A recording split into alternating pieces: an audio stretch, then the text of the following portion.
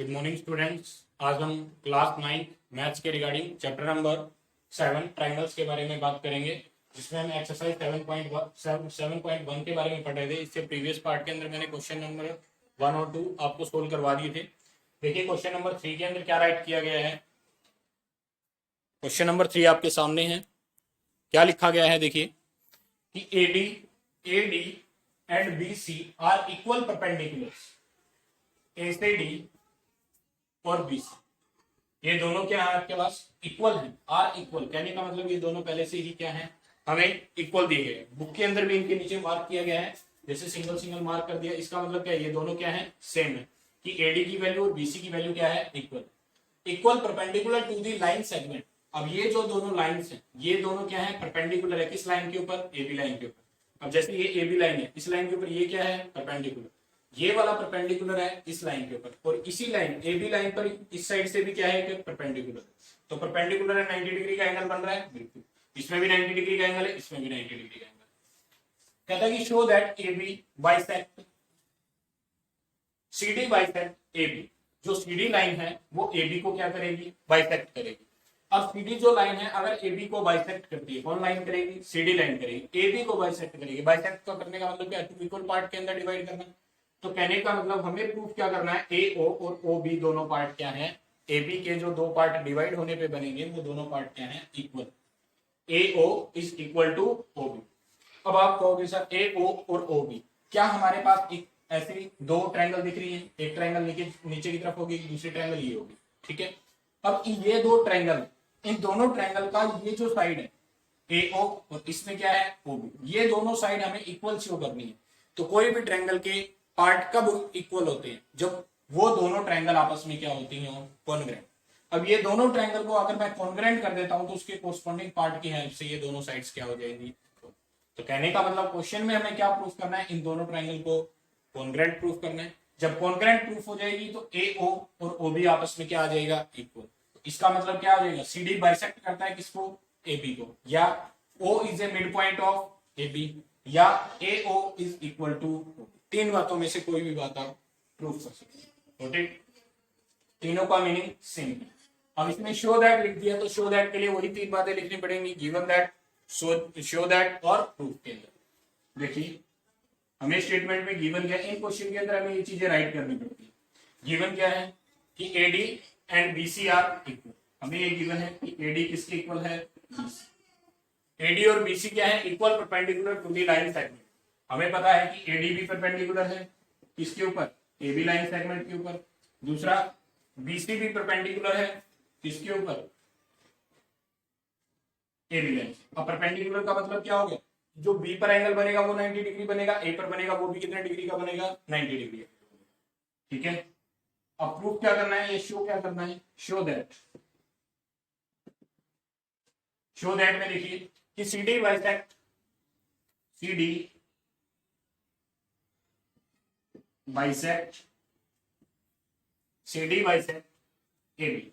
या तो ये लिख लीजिए। इसका मीनिंग क्या है कि CD AB को बाइसेक्ट करता है। इसका मतलब क्या है, CD जो है AB लाइन को टू इक्वल पार्ट्स के अंदर क्या कर देता है, डिवाइड। बाइसेक्ट का मतलब, बाई का मतलब टू, सेक्ट का मतलब सेक्टर या पार्ट्स, जिसको टू इक्वल पार्ट्स के अंदर डिवाइड कर दे। कौन, CD। किसको डिवाइड कर रहा है, AB को। AB को डिवाइड करने के बाद में बीच में पॉइंट क्या है, जहां से कट कर रहा है O, तो AO इक्वल हो जाए किसके, OB। या ये बात प्रूफ, या फिर इसके अलावा और क्या बात प्रूफ कर दें, या O is mid point of AB। O क्या है, मिड पॉइंट है किसका, AB का। तीनों में से कोई भी बात आप लिख सकते हो।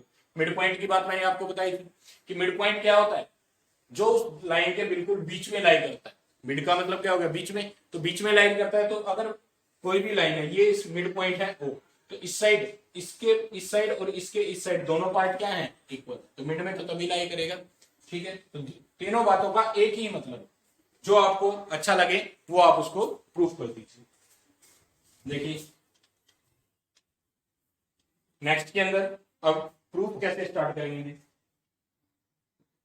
अब इन दोनों ट्रायंगल को कॉन्ग्रेंट कैसे किया जाए, मेन तो वही है हमारे लिए। कैसे करेंगे, क्या दो लाइंस इंटरसेक्ट कर रही है सर, एक लाइन ऐसे एक लाइन ऐसे। जब भी दो लाइन इंटरसेक्ट करती है तो कौन सा एंगल बनता है, वर्टिकल अपोजिट एंगल। तो इसको मैंने 1 का नाम दे दिया, इसको एंगल 2 का नाम दे दिया। एंगल 1 और एंगल 2 जो क्या हो जाएगा, vertical opposite angle, vertical opposite angle.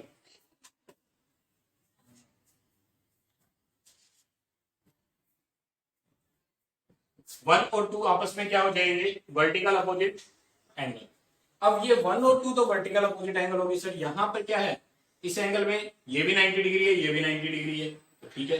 ये एक एंगल तो ये हो गया हमारे पास वर्टिकल अपोजिट एंगल, ये भी 90 है, ये भी 90 है, दूसरा एंगल भी मिल गया हमारे पास, एक साइड दी गई है। तो कहीं ना कहीं हमारे पास 4 रूल होते हैं, side angle side, angle angle side, या फिर हम इसको बोलते हैं एंगल साइड एंगल, और साइड साइड साइड RHS। ये रूल है। इनमें से क्या मेरे पास दो साइड के बारे में कुछ बताया गया, नहीं। दो साइड के बारे में डायग्राम के अंदर कुछ नहीं, सिर्फ एक ही साइड दी गई। एक साइड वाला तो यही क्वेश्चन है, इसके बारे में कुछ नहीं बताया गया। या तो इसमें से ये ऑप्शन हो सकता है, ये दो। अब इन दोनों रूल के हिसाब से मैं इसको क्या कर सकता हूँ, कॉन्ग्रेंट कर सकता हूँ। इन दोनों रूल के हिसाब से अगर मैं कॉन्ग्रेंट करूं, अब इन दोनों में ऑप्शन रह जाता है सर इनमें से कौन सा अप्लाई करें। RHS भी तो लग सकता है क्योंकि 90 डिग्री की ट्रायंगल है। अब एक ट्रायंगल एक ऐसी ट्रायंगल जिसके अंदर 90 डिग्री का एंगल दिया जाता है, वहां RHS भी तो पॉसिबल है। अब पॉसिबल तब है जब उसके अंदर 90 डिग्री है, सर 90 डिग्री भी है, हाइपोटेन्यूज है, हाइपोटेन्यूज है, बट दूसरी ट्रायंगल के अंदर देखिए जो इस तरीके से दिखाई गई है, क्या इस ट्रायंगल के अंदर बी सी और ओ, ये पॉइंट दिया गया है ओ डी और ए, क्या दोनों के हाइपोटेन्यूज इक्वल हैं? क्या आपको पता है? नहीं, इसके बारे में हमारे पास कोई इंफॉर्मेशन नहीं है, तो RHS भी नहीं बन सकता। कौन सा रह गया, एंगल एंगल साइड या एंगल साइड एंगल। अब ये, अब इस रूल के अकॉर्डिंग आप इसको कैसे कर सकते हो, देखिए क्या आपके पास दो एंगल बनते हैं, बिल्कुल सर। एक वर्टिकल अपोजिट एंगल हो गया और एक 90 डिग्री एंगल हो गया, तो दो एंगल तो बन गए। एंगल, उसके बाद में एंगल, फिर क्या बन गई, साइड।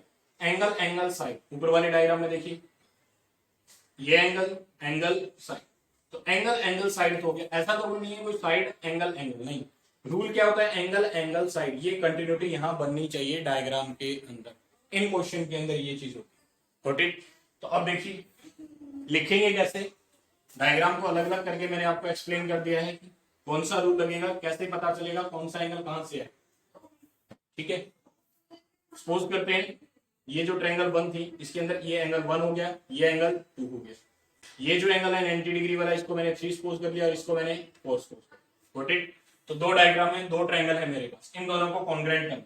नाउ इन ट्रायंगल, जिन दोनों को कॉन्ग्रेंट करना है उन्हीं के दोनों का नाम लिखिए, क्या नेम है, OAD।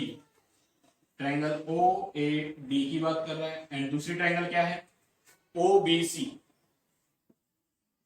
Triangle OBC। Now in triangle OAD और OBC की हमने बात। अब OAD के अंदर देखिए, हमें पता है पहले एक एंगल की बात हो रही है, एंगल 1 जो है वो किसके इक्वल है, एंगल 2 के इक्वल है। ऐसा क्यों हुआ, due to vertical opposite angle. जब भी दो लाइन क्रॉस करती हैं तो वहां पर कौन सा एंगल बनता है, वर्टिकली अपोजिट एंगल, और दोनों एंगल क्या होते हैं आपस में, इक्वल। सेकंड कंडीशन देखिए, यहां पर 3 एंगल 90 डिग्री दिया गया, यहां पर 4 एंगल, इस ट्रायंगल में एंगल 3 है, इसमें एंगल 4 है, दोनों ईच एंगल इज 90। ये भी एंगल हो गया, ये भी एंगल, रहता क्या है एक साइड। तो AD is equal to BC, हमें गिवन था क्वेश्चन के अंदर, AD किसके इक्वल है, BC गिवन। क्या ये तीन ही बातें चाहिए थी, एंगल एंगल और साइड। हमें क्या लिखना है, triangle OAD is congruent to triangle OBC। ये फर्स्ट ट्रायंगल सेकंड ट्रायंगल की क्या हो जाती है, congruent by rule angle angle sides congruence. Okay, अब ये दोनों ट्रायंगल हमारे पास अगर कॉन्ग्रेंट हो जाती हैं तो हम यहाँ कह सकते हैं क्या, OA इसी ट्रायंगल का एक पार्ट है, बिल्कुल। OB इसी ट्रायंगल का एक पार्ट है। अगर कोई दो ट्रायंगल कॉन्ग्रेंट है तो उसके कोरस्पॉन्डिंग पार्ट क्या होते हैं, इक्वल। ये किसने बताया हुआ है, CPCT ने। CPCT यही कहता है कि when two triangles are congruent then its corresponding parts are, तो कोरस्पॉन्डिंग पार्ट इक्वल होगी, क्योंकि साइड जो है वो भी एक साइड है और ओ भी एक साइड है। जिन दोनों ट्रायंगल को हमने कॉन्ग्रेंट किया है उन दोनों की क्या है, एक साइड बताएगी। तो सीपी सीटी, इसका रीजन क्या हो जाएगा, सीपी सीटी, corresponding part of congruent triangle. Got it. तो ये था हमारे पास, क्या हमने ये प्रूफ कर दिया, ए ओ किसके इक्वल आ गया। नेक्स्ट क्वेश्चन देखिए।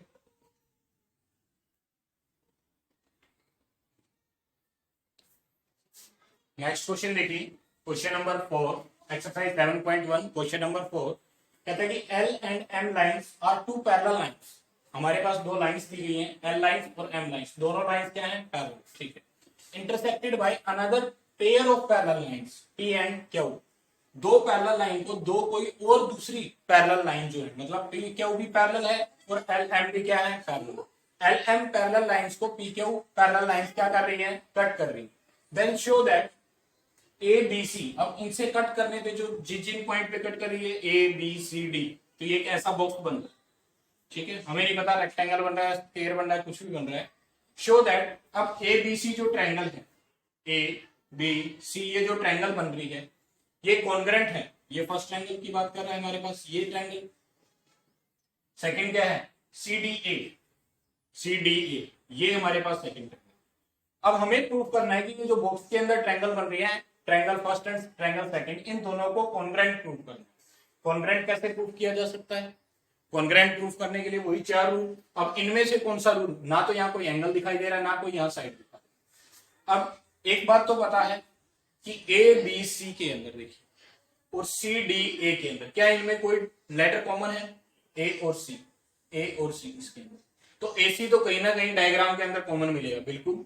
ए बी सी ट्रायंगल में देख लीजिए ए सी साइड आ रही है और ए डी सी ट्रायंगल में देख लीजिए ये साइड इसमें, तो ये एक साइड तो क्या होगी, कॉमन। मुझे कहां से पता चली, इन लेटर से, ठीक है, एक साइड कॉमन होगी। बाकी अब इसके अंदर क्या जेड की जैसी शेप बन रही है, इस तरीके से देख लीजिए, ठीक है।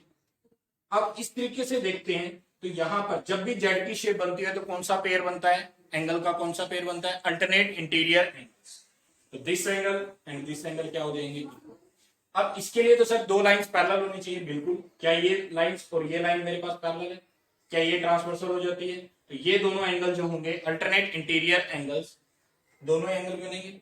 अल्टरनेट इंटीरियर एंगल आपस में इक्वल भी होते हैं, तो ये एंगल और ये एंगल भी, क्या ये एंगल और ये एंगल भी तो इक्वल हो सकता है, बिल्कुल सर। ये दोनों एंगल, ये एंगल इस एंगल के इक्वल हो गया, ये एंगल इस angle, pair of alternate interior angle बनेंगे। देन हम क्या कह सकते हैं, एक एंगल यहां हो गया सर, एक एंगल यहां हो गया, बीच में साइड हो गई, तो angle side angle side angle हो जाएगी दोनों ट्रायंगल कॉन्ग्रेंट, ठीक है। देखिए कैसे लिखेंगे, गिवन पार्ट, गिवन पार्ट के अंदर क्या है, L and M lines are two parallel lines intersected by, कि L पैरेलल है किसके, M के, L पैरेलल है किसके, M के, आर इंटरसेक्टेड बाय, इन दोनों को इंटरसेक्ट किया गया है, intersected by another pair of parallel lines, मतलब P parallel to Q, P Q parallel है किसके, P पैरेलल है Q के। अब L लाइन और M लाइन को काटा गया है किसके द्वारा, P Q पैरेलल लाइंस के द्वारा, या फिर ऐसे लिख लीजिए इन दोनों को सीधा ही।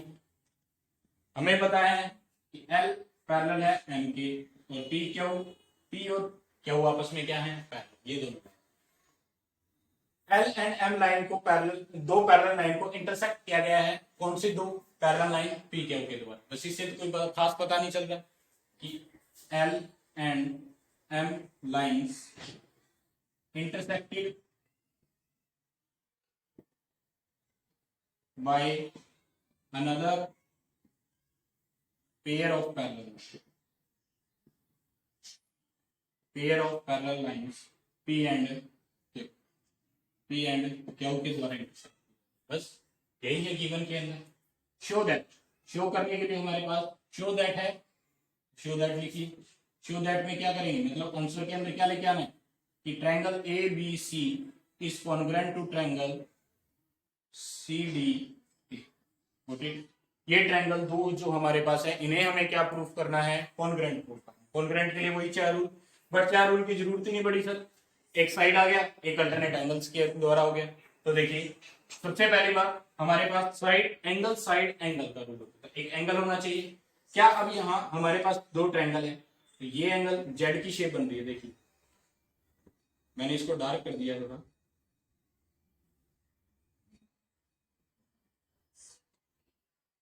इस डायग्राम के अंदर क्या जेड की शेप बन रही है, जहां जेड की शेप होती है कहीं ना कहीं दो लाइंस पैरेलल हैं, तो एक लाइन क्या होगी ट्रांसवर्सल, ऐसे एल लाइन दी गई है और ऐसे एक एम लाइन दी गई।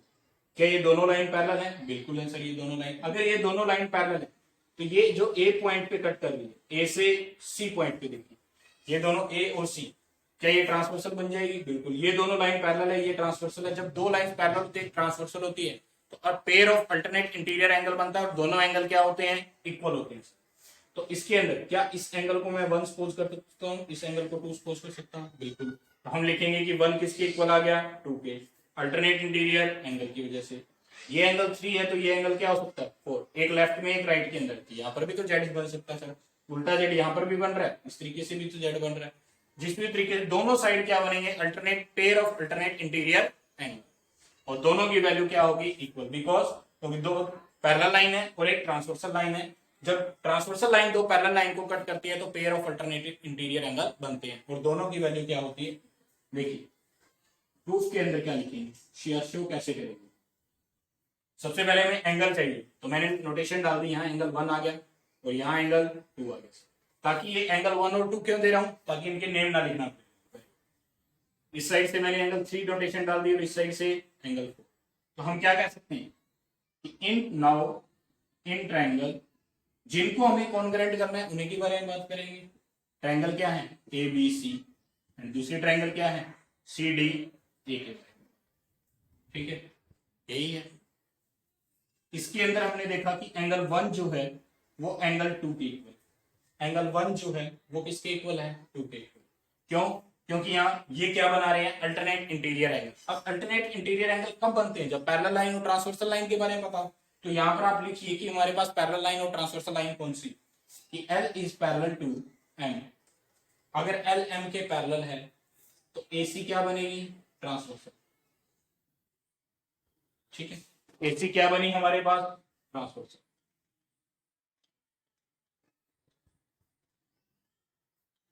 ये ट्रांसवर्सल बनी, तब हम इसे क्या बोल सकते हैं? ये हमारे पास क्या बन गया? Alternate interior angle. Got it? पूरी बात को लिखिए, आप ये भी लिखते हो तो भी ठीक है, क्वेश्चन गलत नहीं है, बट यहाँ पर ऐसा लिखने से हमें पूरा क्वेश्चन पता चल गया कि ये दोनों लाइन पैरेलल थी, ट्रांसवर्सल थी। इन दोनों के कॉन्सेप्ट से हमने क्या लेके आए? Alternate interior. अब दूसरा क्या हो गया? एक साइड लिख सकता हूँ एसी, अब आप यहाँ पर भी दे सकते हो एसी, इसमें भी एसी, और वैसे भी डायग्राम के अंदर देखिए दो ट्रायंगल बनाए हुए हैं, एक इस तरीके से बनाई गई है ए और सी,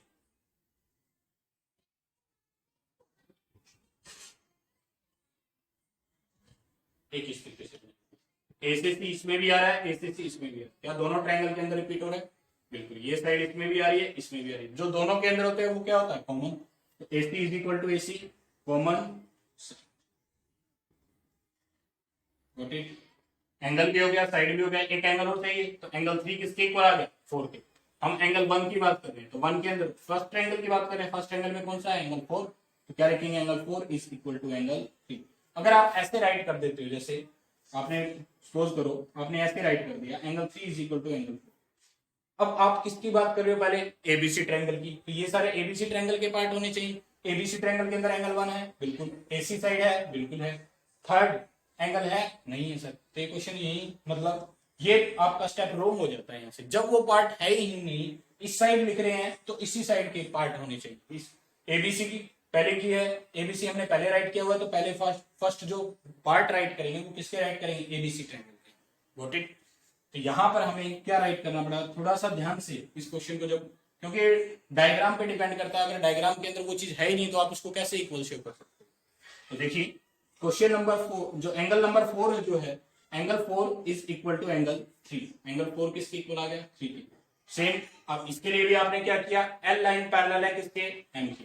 एल लाइन पैरेलल है किसके? एम के। और इसके लिए भी एसी क्या बनी? ट्रांसवर्सल बनी सर। एसी ट्रांसवर्सल बनी तो तभी तो हमने कहा इसको कि ये क्या है, alternate pair of alternate interior angle. ये क्या बन जाता है, अल्टरनेट इंटीरियर। Got it. अब इन तीन बातों से ये भी एंगल है, ये साइड है, ये एंगल, तो हम क्या राइट कर सकते हैं, triangle ABC is congruent to triangle CD by कौन सी रूल के according, angle side angle congruent. Got it. तो ये था हमारे पास पूरा क्वेश्चन, इसको हमें कॉन्ग्रुएंट प्रूफ करना था, वो कॉन्ग्रुएंट हमने प्रूफ कर दिया। तो इन क्वेश्चंस के अंदर जनरली कुछ नहीं होता है, सिर्फ क्वेश्चन की अंडरस्टैंडिंग है। क्वेश्चन दिया हुआ है, उनकी एक एक जो लाइन है उनका मीनिंग होता है, हर एक लाइन का मीनिंग को समझिए, उसको डायग्राम के अकॉर्डिंग देखिए क्या वो डायग्राम से मिलती है। तो हमें जो प्रूफ करना है, पहली बात आपको ये क्वेश्चन की स्टेटमेंट पढ़ने के बाद में ये पता चलना चाहिए कि इस स्टेटमेंट के अंदर गिवन क्या है, हमें प्रूफ क्या करना है या शो क्या करना है, और किस मतलब किसकी हेल्प ले या कौन से रूल की हेल्प से हम इसको ये प्रूफ कर सकते हैं। तो यह था क्वेश्चन नंबर 4।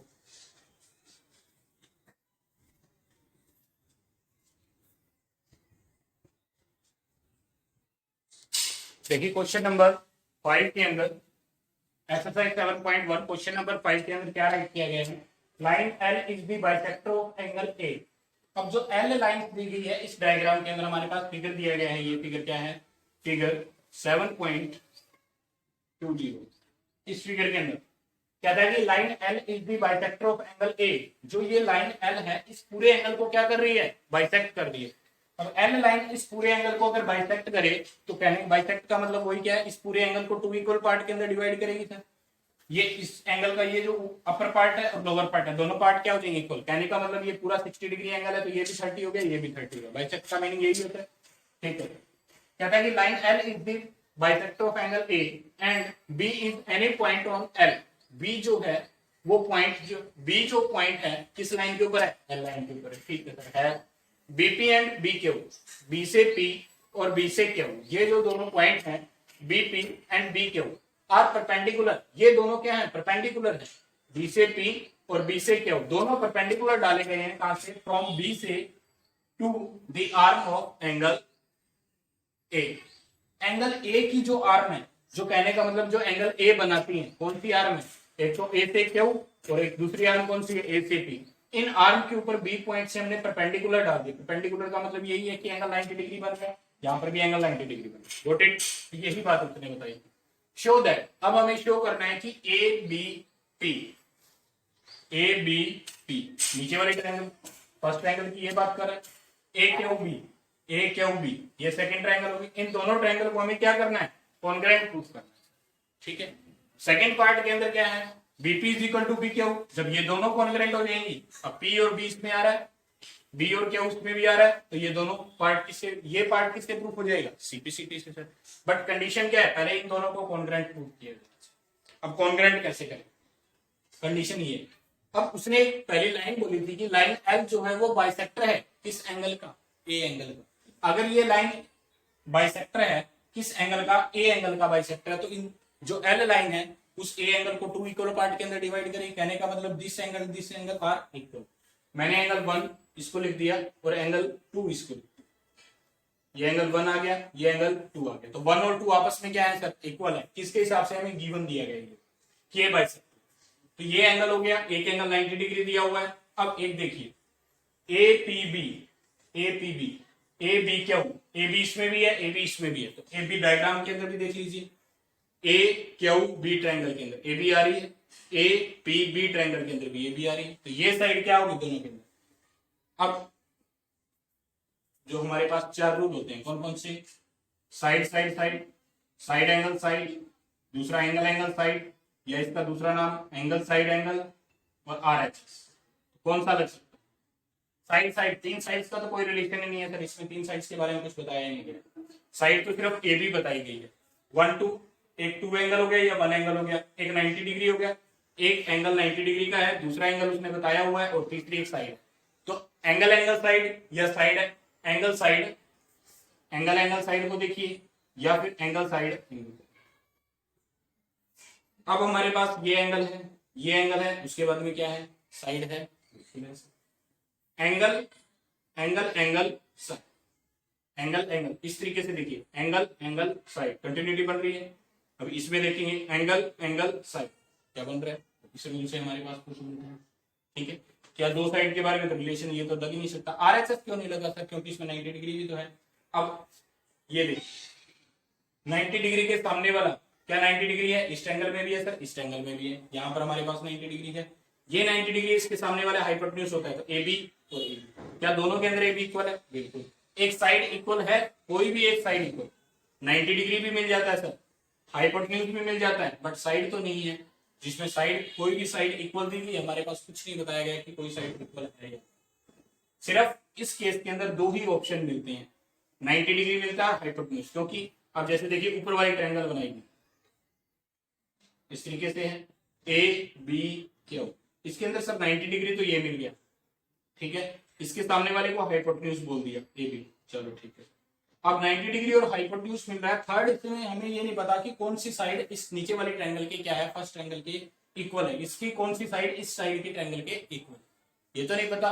अब तो ये बात तो दो ही पॉइंट हुए, इसके अंदर थर्ड पॉइंट तो मिला ही नहीं, तो ये एंगल भी, ये रूल भी नहीं लग सकता। इसलिए कौन सा रूल लगा, एंगल एंगल साइड, एंगल भी नहीं लगा, कौन सा, angle angle side.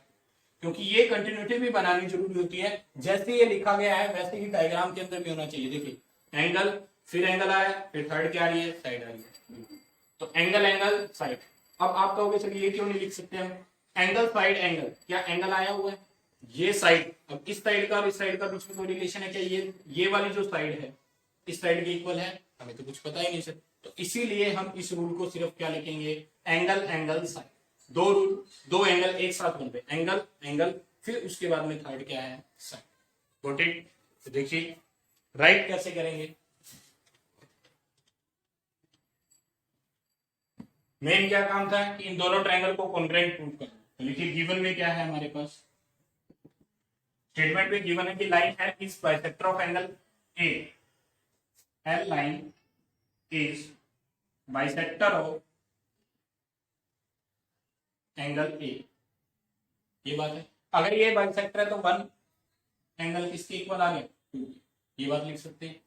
And B is any point on L and BP and BQ are perpendicular, तो BP, अब BP देखिए B से P किस लाइन के ऊपर परपेंडिकुलर है, AP के ऊपर है, शॉर्ट में लिख लीजिए। एंड दूसरी बात, नेक्स्ट हमें स्टार्ट करते हैं, B से Q, B से Q परपेंडिकुलर है किस लाइन के ऊपर, B से Q परपेंडिकुलर A के ऊपर। ये दो बातें हैं हमारे पास। अब हमें शो करना है कि ABP, तो लिख दीजिए कि शो दैट। अब दो पॉइंट है शो करने के लिए, पहले हमें कॉन्ग्रुएंट प्रूफ करना पड़ेगा कि triangle ABP is congruent to triangle AQB। अब इन दोनों ट्रायंगल को कॉन्ग्रुएंट करना है, तो प्रूफ के अंदर इन्हीं दोनों ट्रायंगल के नेम लेंगे, बिल्कुल सही है। Now in triangle APB and दूसरी ट्रायंगल AQB, ठीक है। इन दो ट्रायंगल के बारे APB के अंदर, APB के अंदर सबसे पहले क्या एंगल 1 2 के इक्वल है, या फिर यहां से देखिए एंगल एंगल साइड।